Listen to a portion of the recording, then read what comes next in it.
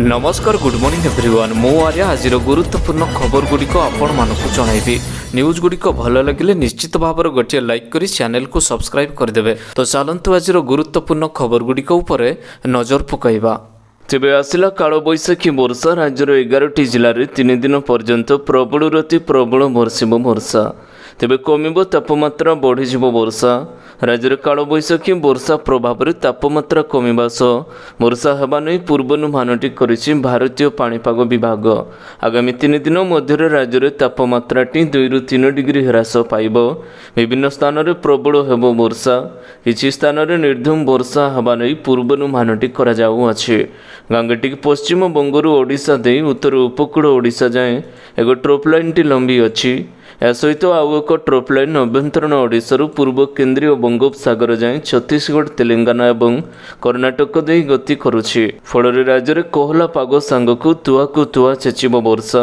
किछि स्थान में वर्षार परिमाण अधिक रहिबा नै अनुमानटी करा जाउअछि। आसंता 12 घंटा मध्य मयूरभंज केन्दुझर बालेश्वर भद्रक रे काल बैशाखी वर्षा नै येलो अलर्ट जारी करा जाइअछि। परवर्ती खबर इलेक्ट्रिक गाड़ी किनिबा पई पैसा देबे सरकार 4 मासरे खर्च हेबो 500 कोटी। तेबे देश में ई परिवहन को प्रोत्साहन देवाई एक नुआ योजनाटी घोषणा करा जाइछि। एप्रिल 2024 रु जुलाई 2024 सुधा चलवाकू योजना 500 कोटी टंका खर्च करा जिवो। नुआ परियोजना 2 चकिया एवं 3 चकिया गाड़ी पर उद्दिष्ट। देश में इलेक्ट्रिक गाड़ी को अपनाइबा एवं निर्माण कार्यक्रम द्वितीय पर्याय 31 मार्च 2024 रे समाप्त होइछि। भारी उद्योग मंत्री महेंद्र नाथ पांडे ई परिवहन संवर्धन योजना 2024 घोषणा करी कहिसंती सरकार देश में ई परिवहन प्रोत्साहन देवाई बद्धपिकर अछंती एवं सरकार इलेक्ट्रिक गाड़ी किनिबा पई पैसा देवाकू बड़ घोषणा मध्य करिसंती। परवर्ती खबर पुणी मुख्यमंत्री बड़ घोषणा बढ़िला सर्वनिम्न मजूरी एवं मिलिबो एतिकी टंका। तेबे पुणी सरकार बड़ भेटी आज दिन में द्वितीय बड़ घोषणा करिसंती मुख्यमंत्री। श्रमिक मानक बड़ भेटी देइसंती सरकार। राज्य में 4टी वर्ग जोता अणकुशली अर्धकुशली कुशली एवं अत्यंत कुशली श्रमिक मानक पई ए निष्पत्ति द्वारा उपकृत हेबाकू जाउछंती। मुख्यमंत्री यह निष्पत्ति द्वारा राज्यर सरकारी एवं बेसरकारी क्षेत्र में काम करुथिबा लक्ष लक्ष श्रमिक उपकार पाइबे। अणकुशली श्रमिक मानक मजूरी 352 टंकारु 450 टंका को वृद्धि करा जाइथिबा बेले अर्धकुशली श्रमिक मानक मजूरी 392 टंकारु 500 टंका को वृद्धि करा जाइअछि। कुशली श्रमिक मानक मजूरी 442 टंकारु 550 टंका को अत्यंत कुशली श्रमिक मानक क्षेत्र में मजूरी 502 टंकारु 600 टंका को वृद्धि करबा नै बड़ घोषणाटी करिसंते। परवर्ती खबर कांग्रेस क्षमता को आसिले गरीब महिला मानक मिलिबो वार्षिक 1 लाख टंका। तेबे केंद्र सरकार गठन हेले प्रति गरीब परिवार जड़े महिला मानकु वार्षिक 1 लाख टंका दियाजिबो बोली बुधवार दिन कांग्रेस घोषणाटी करिछि। 2019 निर्वाचन इस्ताहार रे एक गुरुत्वपूर्ण घोषणा न्याय अर्थात सर्वनिम्न आय योजनार परिमाण वृद्धि करी दल एही प्रतिश्रुति देइछि। 2019 निर्वाचन समय कांग्रेस देशर 5 कोटी परिवार मानकु वार्षिक 6000 अर्थात 72,000 टंका आर्थिक सहायता देवाकू घोषणा करिथिला। एबे पुणी थरे कांग्रेस कहिछि क्षमता को आसिले गरीब महिला मानकु मिलिबो वार्षिक 1 लाख टंका। परवर्ती खबर कर्मचारी अवसर बयस 3 वर्ष को वृद्धि एणिकी 58 रे हेबो नाही रिटायरमेंट। तेबे कर्मचारी मानक पई एक बड़ खबर आसीछि।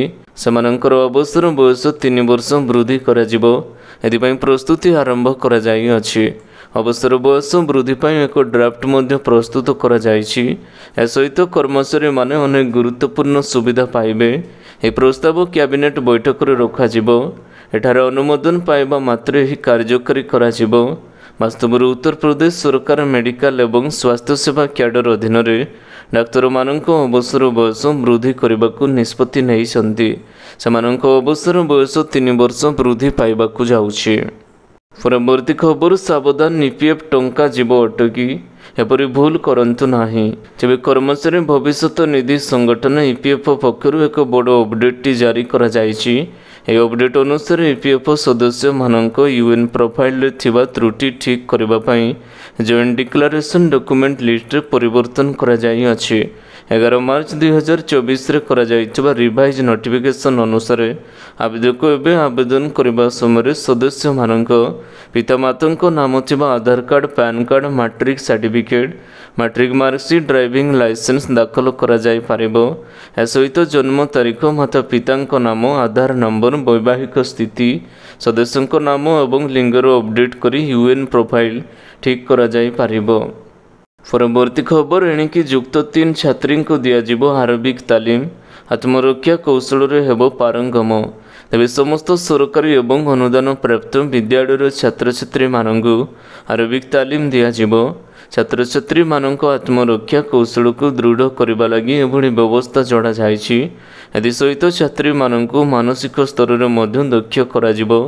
ସୂଚନା ଅନୁସାରେ ଆରବିକ୍ ତାଲିମରେ ମାଇଣ୍ଡ ଟୁ ମସଲ, ମସଲ ଟୁ ମାଇଣ୍ଡ, ଏନରୋବିକ୍ ଫ୍ଲେକ୍ସିବିଲିଟି ଏବଂ ସେଲ୍ଫ ଡିଫେନ୍ସ ସ୍କିଲ୍ ତାଲିମ ଦିଆଯିବ। ପରବର୍ତ୍ତୀ ଖବର ପେଟ୍ରୋଲ ଏବଂ ଡିଜେଲର ମୂଲ୍ୟ ସ୍ଥିର, ଜାଣନ୍ତୁ ଲିଟର ପିଛା କେତେ ରହିଛି ଦାମ। ତେବେ ଆଜି ପେଟ୍ରୋଲର ଦର ସାମାନ୍ୟ କମି 103 ଟଙ୍କା 19 ପଇସା ରହିଥିବା ବେଳେ ଡିଜେଲର ଦାମ ପ୍ରତି ଲିଟର ପିଛା 94 ଟଙ୍କା 76 ପଇସା ରହିଛି। ଏପଟେ ଦେଶର ପ୍ରମୁଖ ସହରରେ ବି ପେଟ୍ରୋଲ ଏବଂ ଡିଜେଲ ଦର ଅପରିବର୍ତ୍ତିତ ରହିଛି। ଦିଲ୍ଲୀରେ ପେଟ୍ରୋଲ ଲିଟର ପିଛା 96 ଟଙ୍କା 72 ପଇସା ଏବଂ ଡିଜେଲର ଦର 89 ଟଙ୍କା 62 ପଇସା ରହିଛି। ମୁମ୍ବାଇରେ ପେଟ୍ରୋଲ ଲିଟର ପିଛା 106 ଟଙ୍କା 31 ପଇସା ହୋଇଥିବା ବେଳେ ଡିଜେଲ ଲିଟର ପିଛା 94 ଟଙ୍କା 33 ପଇସା ରହିଛି। ପରବର୍ତ୍ତୀ ଖବର ଡିଏରେ ବୃଦ୍ଧି ହେବା ପରେ ବଢ଼ିଯିବ ଏହିସବୁ ଭତ୍ତା। ତେବେ ନିକଟରେ ସରକାରୀ କର୍ମଚାରୀଙ୍କ ମହଙ୍ଗା ଭତ୍ତା ଅର୍ଥାତ୍ ଡିଏକୁ 4% ବୃଦ୍ଧି କରିବାକୁ କେନ୍ଦ୍ର ସରକାର ଘୋଷଣା କରିଛନ୍ତି। ଏହାର ଅର୍ଥ ହେଉଛି ଯେ କେନ୍ଦ୍ରୀୟ ସରକାରୀ କର୍ମଚାରୀମାନଙ୍କ ମହଙ୍ଗା ଭତ୍ତା 4% ବୃଦ୍ଧି ପାଇବ। ସେମାନଙ୍କର ମୌଳିକ ବେତନର 50% ହେବ।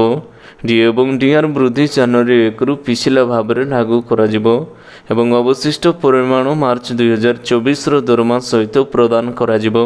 ଗତକାଲି ଅର୍ଥାତ୍ ମନ୍ତ୍ରଣାଳୟ OM ଜାରି କରିଛି। ଏହା ଅନୁଯାୟୀ ଆପଣ ମୌଳିକ ବେତନ ବୃଦ୍ଧି ସହିତ ଜଡ଼ିତ 6ଟି ଗୁରୁତ୍ୱପୂର୍ଣ୍ଣ ଜିନିଷ ଜାଣିପାରିବେ। ପରବର୍ତ୍ତୀ ଖବର ବିନା ପରୀକ୍ଷାରେ କେନ୍ଦ୍ରୀୟ ବିଦ୍ୟାଳୟରେ ଚାକିରି, ଦରମାରେ ମିଳିବ ମୋଟା ଅଙ୍କ। ତେବେ ସମସ୍ତେ କେନ୍ଦ୍ରୀୟ ବିଦ୍ୟାଳୟରେ ସରକାରୀ ଚାକିରି ପାଇବାକୁ ଚାହାନ୍ତି। କେନ୍ଦ୍ରୀୟ ବିଦ୍ୟାଳୟର ସଂଗଠନ KVS ଅଧୀନରେ ଥିବା କେନ୍ଦ୍ରୀୟ ବିଦ୍ୟାଳୟ ସେହି ଅନୁଯାୟୀ ବିଭିନ୍ନ ପଦବୀ ପାଇଁ ନିଯୁକ୍ତି ମଧ୍ୟ ବାହାରି କରନ୍ତି। ଇତିମଧ୍ୟରେ ଯେଉଁମାନେ ବିନା ପରୀକ୍ଷାରେ ଏଠାରେ ଚାକିରି କରିବାକୁ ଚାହୁଁଛନ୍ତି ସେମାନଙ୍କ ପାଇଁ ରହିଛି ଏକ ସୁବର୍ଣ୍ଣ ସୁଯୋଗ। ଏହି ପୋଷ୍ଟଗୁଡ଼ିକରେ PGT, TGT, PRT ଏବଂ ଅନ୍ୟାନ୍ୟ ପୋଷ୍ଟ ଅନ୍ତର୍ଭୁକ୍ତ ରହିଛି। ଏହି ପୋଷ୍ଟଗୁଡ଼ିକ ସହିତ ଜଡ଼ିତ ଯୋଗ୍ୟତା ଏବଂ ପ୍ରାର୍ଥୀମାନେ ୱାକ୍ ଇଣ୍ଟରଭ୍ୟୁ ମାଧ୍ୟମରେ ଚାକିରି ପାଇପାରିବେ। ଏହି ପଦବୀ ପାଇଁ ମନୋନୀତ ପ୍ରାର୍ଥୀମାନେ ମଧ୍ୟ ଭଲ ବେତନ ପାଆନ୍ତି। ଯଦି ଆପଣ ମଧ୍ୟ ଏହି ପୋଷ୍ଟଗୁଡ଼ିକ ପାଇଁ ଆବେଦନ କରିବାକୁ ଚାହୁଁଛନ୍ତି ତେବେ ଅଫିସିଆଲ ୱେବସାଇଟ୍ରେ ଯାଇ ନିଶ୍ଚିତ ଭାବରେ ଆପ୍ଲାଏ କରିନିଅନ୍ତୁ। ପରବର୍ତ୍ତୀ ଖବର ଓଡ଼ିଶାରେ ସରକାରୀ ଚାକିରି 2000ରୁ ଅଧିକ ପୋଷ୍ଟ ପହିଲାରୁ ହେଲାଣି ଆବେଦନ। ତେବେ OSSC ବାହାର କଲା ବିଜ୍ଞପ୍ତି। ଓଡ଼ିଶାରେ ସରକାରୀ ଚାକିରି ପାଇଁ ବମ୍ପର ସୁଯୋଗ ରହିଛି। ସରକାରୀ ଚାକିରି କରିବା ପାଇଁ ପ୍ରସ୍ତୁତି ଚଳାଇଥିବା ଆଶାୟୀମାନଙ୍କ ପାଇଁ ଏକ ବଡ଼ ଖବର ରହିଛି। ଓଡ଼ିଶା ସରକାରଙ୍କ ପକ୍ଷରୁ ବିଭିନ୍ନ ପଦବୀରେ ନିଯୁକ୍ତି ପାଇଁ ପ୍ରକାଶ ପାଇଛି ବିଜ୍ଞପ୍ତି। ଶିକ୍ଷକ ଚାକିରି କରିବାକୁ ସ୍ୱପ୍ନ ଦେଖୁଥିବା ଆଶାୟୀ ପ୍ରାର୍ଥୀମାନେ ବର୍ତ୍ତମାନ ଏଥିପାଇଁ ଆବେଦନ କରିପାରିବେ। ଏ ନିଯୁକ୍ତି ପ୍ରକ୍ରିୟାରେ ମୋଟ 2629ଟି ପଦବୀ ପୂରଣ କରାଯିବ। ଯୋଗ୍ୟତା ଅନୁଯାୟୀ ପ୍ରାର୍ଥୀମାନଙ୍କୁ ଚାକିରିର ସୁଯୋଗ ମିଳିବ। ଓଡ଼ିଶା ସବଅର୍ଡିନେଟ୍ କର୍ମଚାରୀ ଚୟନ ଆୟୋଗ ଓ SSC ଏନେଇ ଏକ ବିଜ୍ଞପ୍ତି ପ୍ରକାଶ କରିଛି। ଇଚ୍ଛୁକ ଏବଂ ଯୋଗ୍ୟ ପ୍ରାର୍ଥୀମାନେ ଏହାର ଅଫିସିଆଲ ୱେବସାଇଟ୍ ଓ SSC.gov.in ଯାଇ ଏହି ପଦବୀ ପାଇଁ ଆବେଦନଟି କରିପାରିବେ। ପରବର୍ତ୍ତୀ ଖବର ମାର୍ଚ୍ଚ 15 ପରଠାରୁ ବନ୍ଦ ହୋଇଯିବ ପେଟିଏମ୍ ପେମେଣ୍ଟ ବ୍ୟାଙ୍କ। ତେବେ ଆଜିଠାରୁ ପେଟିଏମ୍ ପେମେଣ୍ଟ ସେବା ବନ୍ଦ ହୋଇଯିବ। ଏନେଇ ରିଜର୍ଭ ବ୍ୟାଙ୍କ ଅଫ୍ ଇଣ୍ଡିଆ ନିର୍ଦ୍ଦେଶ ଜାରି ଦେଇଛି। ଭାରତୀୟ ରିଜର୍ଭ ବ୍ୟାଙ୍କ ନିର୍ଦ୍ଦେଶ ଅନୁସାରେ ପେଟିଏମ୍ ପେମେଣ୍ଟ ବ୍ୟାଙ୍କ ଡିପୋଜିଟ୍ ଏବଂ କ୍ରେଡିଟ୍ ଟ୍ରାଞ୍ଜାକ୍ସନ୍ କାରବାର ମାର୍ଚ୍ଚ 15 ଅର୍ଥାତ୍ ଆଜିଠାରୁ ବନ୍ଦ ହେବ। ନିୟମ ଉଲ୍ଲଂଘନ ଦର୍ଶାଇ RBI ଜାନୁଆରୀ 31ରେ ପେଟିଏମ୍ ପେମେଣ୍ଟ ବ୍ୟାଙ୍କ ଉପରେ ପ୍ରତିବନ୍ଧକ ଲଗାଇଅଛି। ପରବର୍ତ୍ତୀ ଖବର ହାଇପରସୋନିକ୍ ଅସ୍ତ୍ରଶସ୍ତ୍ର ବିକାଶରେ ଚୀନ ଆଗୁଆ, ମାନିଲା ଆମେରିକା। ତେବେ ଆମେରିକାର ବରିଷ୍ଠ ପ୍ରତିରକ୍ଷା ଗୁପ୍ତଚର ବିଶ୍ଳେଷଣ କରି କହିଛନ୍ତି ହାଇପରସୋନିକ୍ର ଅସ୍ତ୍ରଶସ୍ତ୍ର ବିକାଶ, ପରୀକ୍ଷଣ ଏବଂ ନିୟୋଜନରେ ଚୀନ ଆଗରେ ରହିଛି। ରୁଷିଆ ଏବଂ ଆମେରିକା ଅପେକ୍ଷା ଚୀନ ଯଥେଷ୍ଟ ଅଗ୍ରଗତି କରିଛି। ଆମେରିକା ବର୍ତ୍ତମାନ ଧ୍ୱନି ବେଗଠାରୁ 5 ଗୁଣା ଅଧିକ ବେଗ ଥିବା ଅସ୍ତ୍ରଶସ୍ତ୍ର ବିକଶିତ କରିବାକୁ ଚେଷ୍ଟା ମଧ୍ୟ କରୁଛି। ଆମେରିକାର national air and space intelligence centre ବରିଷ୍ଠ ଗୁପ୍ତଚର ବିଶ୍ଳେଷଣକାରୀ ଜେଫ୍ରି ମ୍ୟାକ୍ରିମ୍ ହାଉସ୍ ଆଡମସ୍ ସର୍ଭିସେସ୍ ସବ୍ କମିଟିରେ କହିଛନ୍ତି ଚୀନର 20 ବର୍ଷର ପ୍ରୟାସର ଫଳାଫଳ ହେଉଛି ଏହା ଆଜି ବିଶ୍ୱର ଅଗ୍ରଣୀ ହାଇପରସୋନିକ୍ ଆର୍ସେନାଲ ପାଲଟିଅଛି। ପରବର୍ତ୍ତୀ ଖବର ବଢ଼ିଲା ସୁନାର ମୂଲ୍ୟ, ଜାଣନ୍ତୁ କେତେ ରହିଛି ଦାମ। ତେବେ ଏବେ ଚାଲିଛି ବିବାହର ଋତୁ। ଦିନକୁ ଦିନ ସୁନାର ଦାମ ବୃଦ୍ଧି ପାଉଥିବାରୁ ଚିନ୍ତାରେ ପଡ଼ିଛନ୍ତି ଗ୍ରାହକ। ଆଜି ସୁନା ଦରରେ ସାମାନ୍ୟ ପରିବର୍ତ୍ତନ ହୋଇଛି। ଆଜି ଭୁବନେଶ୍ୱରରେ 10 ଗ୍ରାମର 24 କ୍ୟାରେଟ୍ ସୁନାର ଦର 66,110 ଟଙ୍କା ରହିଛି। ସେହିପରି 22 କ୍ୟାରେଟ୍ ସୁନାର ମୂଲ୍ୟ ଆଜି 10 ଗ୍ରାମ ପିଛା 60,660 ଟଙ୍କା ରହିଛି। 22 କ୍ୟାରେଟ୍ ସୁନାର ମୂଲ୍ୟ 1 ଗ୍ରାମ ପିଛା 6,060 ଟଙ୍କା ହୋଇଥିବା ବେଳେ 8 ଗ୍ରାମ ପିଛା 48,480 ଟଙ୍କା ରହିଛି। ପରବର୍ତ୍ତୀ ଖବର, ଆର୍ବିଆଇ ନେଲା କାର୍ଯ୍ୟାନୁଷ୍ଠାନ, ଗୋଟିଏ ସରକାରୀ ଏବଂ ଗୋଟିଏ ଘରୋଇ ବ୍ୟାଙ୍କ ଉପରେ ବଡ଼ ଆକ୍ସନ। ତେବେ ବ୍ୟାଙ୍କିଂ ନିୟମ ଅବମାନନା ଏବଂ ଅନ୍ୟ କିଛି କାରଣରୁ କେନ୍ଦ୍ରୀୟ ବ୍ୟାଙ୍କ ଅନେକ ସମୟରେ କିଛି ବ୍ୟାଙ୍କ ଉପରେ କାର୍ଯ୍ୟାନୁଷ୍ଠାନ ଗ୍ରହଣ କରିଛି। ତେବେ ଏହା ମଧ୍ୟରେ ଦୁଇଟି ବ୍ୟାଙ୍କ ଉପରେ ଭାରତୀୟ ରିଜର୍ଭ ବ୍ୟାଙ୍କ ଆର୍ବିଆଇ ପକ୍ଷରୁ କାର୍ଯ୍ୟାନୁଷ୍ଠାନଟି ଗ୍ରହଣ କରାଯାଇଅଛି। ସେହି ଦୁଇ ବ୍ୟାଙ୍କ ମଧ୍ୟରେ ଗୋଟିଏ ସରକାରୀ ବ୍ୟାଙ୍କ ହୋଇଥିବା ବେଳେ ଆଉ ଗୋଟିଏ ଘରୋଇ ବ୍ୟାଙ୍କ ସାମିଲ ହୋଇଛି।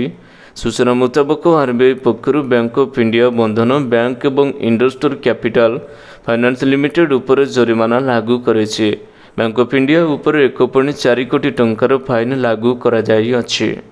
ପରବର୍ତ୍ତୀ ଖବର, ଯାତ୍ରୀମାନଙ୍କ ପାଇଁ ଖୁସିର ଖବର, ହୋଲି ପାଇଁ ଗଡ଼ିବ 5ଟି ସ୍ୱତନ୍ତ୍ର ଟ୍ରେନ୍। ତେବେ ଯାତ୍ରୀ ଚାହିଦାକୁ ଦୃଷ୍ଟିରେ ରଖି ଏବଂ ଗୁରୁତ୍ୱପୂର୍ଣ୍ଣ ରୁଟ୍ରେ ଚାଲୁଥିବା ନିୟମିତ ଟ୍ରେନ୍ରେ ଯାତ୍ରୀମାନଙ୍କର ଅତିରିକ୍ତ ଭିଡ଼ ଦୂର କରିବା ପାଇଁ ପୂର୍ବତଟ ରେଳପଥ ପକ୍ଷରୁ ହୋଲି ଉତ୍ସବ ସମୟରେ ସ୍ୱତନ୍ତ୍ର ଟ୍ରେନ୍ ଚଳାଚଳ କରାଇବାକୁ ନିଷ୍ପତ୍ତି ନିଆଯାଇଛି। ପୂର୍ବତଟ ରେଳପଥ ପରିସୀମା ମଧ୍ୟରୁ 5 ଯୋଡ଼ି ହୋଲି ସ୍ପେଶାଲ ଟ୍ରେନ୍ ପୁନେ, ପାଟନା ଏବଂ ନିଜାମୁଦ୍ଦିନ ଷ୍ଟେସନକୁ ଚଳାଚଳ କରିବା ପାଇଁ ଯୋଜନା କରାଯାଇଛି। ପୂର୍ବତଟ ରେଳପଥ ପରିସୀମା ମଧ୍ୟ ଦେଇ ପୂର୍ବରୁ ଚଳାଚଳ କରୁଥିବା କିଛି ସ୍ୱତନ୍ତ୍ର ଟ୍ରେନ୍ର ସେବାକୁ ମଧ୍ୟ ବର୍ଦ୍ଧିତ କରାଯାଇଅଛି। ପରବର୍ତ୍ତୀ ଖବର, ଆଜିଠାରୁ କିଛି ସ୍ଥାନରେ ବର୍ଷାର ସମ୍ଭାବନା। ତେବେ ରାଜ୍ୟରେ ପାଗ ମୁଖ୍ୟତଃ ଶୁଖିଲା ରହିଥିଲା। ତେବେ ଆଜିଠାରୁ 17 ତାରିଖ ପର୍ଯ୍ୟନ୍ତ ରାଜ୍ୟର କିଛି ସ୍ଥାନରେ ହାଲୁକାରୁ ମଧ୍ୟମ ଧରଣର ବର୍ଷା ଛେଚିବାର ସମ୍ଭାବନାଟି ଅଧିକ ଅଛି। ସମୟ ଅନୁଯାୟୀ ନୟାଗଡ଼, ଖୋର୍ଦ୍ଧା, ଅନୁଗୁଳ, ଢେଙ୍କାନାଳ, କେନ୍ଦୁଝର, ମୟୂରଭଞ୍ଜ ଏବଂ ଦେବଗଡ଼ ଜିଲ୍ଲାର 1-2ଟି ସ୍ଥାନରେ ହାଲୁକାରୁ ମଧ୍ୟମ ଧରଣର ଛେଚିବ ବର୍ଷା। ଆଜି 8:30ଟାରୁ 17 ତାରିଖ ସକାଳ 8:30ଟା ପର୍ଯ୍ୟନ୍ତ ଉତ୍ତର ଉପକୂଳ ଏବଂ କେନ୍ଦୁଝର, ମୟୂରଭଞ୍ଜ, ଢେଙ୍କାନାଳ ଏବଂ 17 ତାରିଖ ସକାଳ 8:30ଟାରୁ 18 ତାରିଖ ସକାଳ 8:30ଟା ପର୍ଯ୍ୟନ୍ତ ବାଲେଶ୍ୱର, ମୟୂରଭଞ୍ଜ, ଭଦ୍ରକ, କେନ୍ଦୁଝର, ଢେଙ୍କାନାଳ, ଯାଜପୁର ଏବଂ କେନ୍ଦ୍ରାପଡ଼ା ଜିଲ୍ଲାର 1-2ଟି ସ୍ଥାନରେ ତୁହାକୁ ତୁହା ଢାଳିବ ବର୍ଷା। ପରବର୍ତ୍ତୀ ଖବର, ଶସ୍ତାରେ ଇଲେକ୍ଟ୍ରିକ୍ ସ୍କୁଟର କିଣିବାର ସୁଯୋଗ, ଦାମ କମାଇଲା ଏହି କମ୍ପାନୀ। ତେବେ ଆଜିକାଲି ଲୋକମାନେ ଇଲେକ୍ଟ୍ରିକ୍ ଗାଡ଼ି ଆଡ଼େ ଅଧିକ ଆଗଭର ହେଉଛନ୍ତି। ତେବେ ଆସିଲା କାଳବୈଶାଖୀ ବର୍ଷା। ରାଜ୍ୟର 11ଟି ଜିଲ୍ଲାରେ 3 ଦିନ ପର୍ଯ୍ୟନ୍ତ ପ୍ରବଳରୁ ଅତି ପ୍ରବଳ ବର୍ଷିବ ବର୍ଷା। ତେବେ କମିବ ତାପମାତ୍ରା, ବଢ଼ିଯିବ ବର୍ଷା। ରାଜ୍ୟରେ କାଳବୈଶାଖୀ ବର୍ଷା ପ୍ରଭାବରେ ତାପମାତ୍ରା କମିବା ସହ ବର୍ଷା ହେବା ନେଇ ପୂର୍ବାନୁମାନଟି କରିଛି ଭାରତୀୟ ପାଣିପାଗ ବିଭାଗ। ଆଗାମୀ 3 ଦିନ ମଧ୍ୟରେ ରାଜ୍ୟରେ ତାପମାତ୍ରାଟି 2ରୁ 3 ଡିଗ୍ରୀ ହ୍ରାସ ପାଇବ। ବିଭିନ୍ନ ସ୍ଥାନରେ ପ୍ରବଳ ହେବ ବର୍ଷା। କିଛି ସ୍ଥାନରେ ନିର୍ଦ୍ଧୁମ ବର୍ଷା ହେବା ନେଇ ପୂର୍ବାନୁମାନଟି କରାଯାଉଅଛି। ଗାଙ୍ଗେଟିକ ପଶ୍ଚିମବଙ୍ଗରୁ ଓଡ଼ିଶା ଦେଇ ଉତ୍ତର ଉପକୂଳ ଓଡ଼ିଶା ଯାଏଁ ଏକ ଟ୍ରଫ୍ ଲାଇନ୍ଟି ଲମ୍ବି ଅଛି। ଏହା ସହିତ ଆଉ ଏକ ଟ୍ରଫ୍ ଲାଇନ୍ ଅଭ୍ୟନ୍ତରୀଣ ଓଡ଼ିଶାରୁ ପୂର୍ବ କେନ୍ଦ୍ରୀୟ ବଙ୍ଗୋପସାଗର ଯାଏଁ ଛତିଶଗଡ଼, ତେଲେଙ୍ଗାନା ଏବଂ କର୍ଣ୍ଣାଟକ ଦେଇ ଗତି କରୁଛି। ଫଳରେ ରାଜ୍ୟରେ କୋହଲା ପାଗ ସାଙ୍ଗକୁ ତୁହାକୁ ତୁହା ଛେଚିବ ବର୍ଷା। କିଛି ସ୍ଥାନରେ ବର୍ଷାର ପରିମାଣ ଅଧିକ ରହିବା ନେଇ ଅନୁମାନଟି କରାଯାଉଅଛି। ପ୍ଲାଟଫର୍ମଗୁଡ଼ିକ ସୃଜନଶୀଳ ଅଭିବ୍ୟକ୍ତି ନାମରେ ଅଶ୍ଳୀଳତାକୁ ପ୍ରୋତ୍ସାହିତ ନ କରିବାକୁ ଚେତାବନୀ ଦିଆଯିବା ସତ୍ତ୍ୱେ କୌଣସି ପରିବର୍ତ୍ତନ ଦେଖିବାକୁ ମିଳିନଥିଲା। ଫଳରେ ସୂଚନା ପ୍ରଯୁକ୍ତି ବିଦ୍ୟା ଅଧିନିୟମ 2000 ଅନୁଯାୟୀ ଏହି ବନ୍ଦ ନିଷ୍ପତ୍ତି ନିଆଯାଇଅଛି। ତେବେ ଆଶା କରୁଛି ଆଜିର ଗୁରୁତ୍ୱପୂର୍ଣ୍ଣ ଖବରଗୁଡ଼ିକ ଆପଣମାନଙ୍କୁ ନିଶ୍ଚିତ ଭାବରେ ଭଲ ଲାଗିଥିବ। ଯଦି ଭଲ ଲାଗିଥାଏ ଭିଡ଼ିଓକୁ ଗୋଟେ ଲାଇକ୍ କରନ୍ତୁ ଏବଂ ଚ୍ୟାନେଲକୁ ସବସ୍କ୍ରାଇବ୍ କରିବା ପାଇଁ ବିଲକୁଲ ବି ଭୁଲନ୍ତୁ ନାହିଁ। ଆପଣଙ୍କ ଭଲ ପାଇବା ସ୍ୱରୂପ ଭିଡ଼ିଓକୁ ସେୟାର କରିଦେବେ। ପୁଣି ଦେଖା ହେବ ଲାଟେଷ୍ଟ ଅପଡେଟ୍ରେ। ସେତେବେଳ ପର୍ଯ୍ୟନ୍ତ ବିଦାୟ ନେଉଛି। ବନ୍ଦେ ମାତରମ୍, ଟେକ୍ କେୟାର, ବାଏ ବାଏ।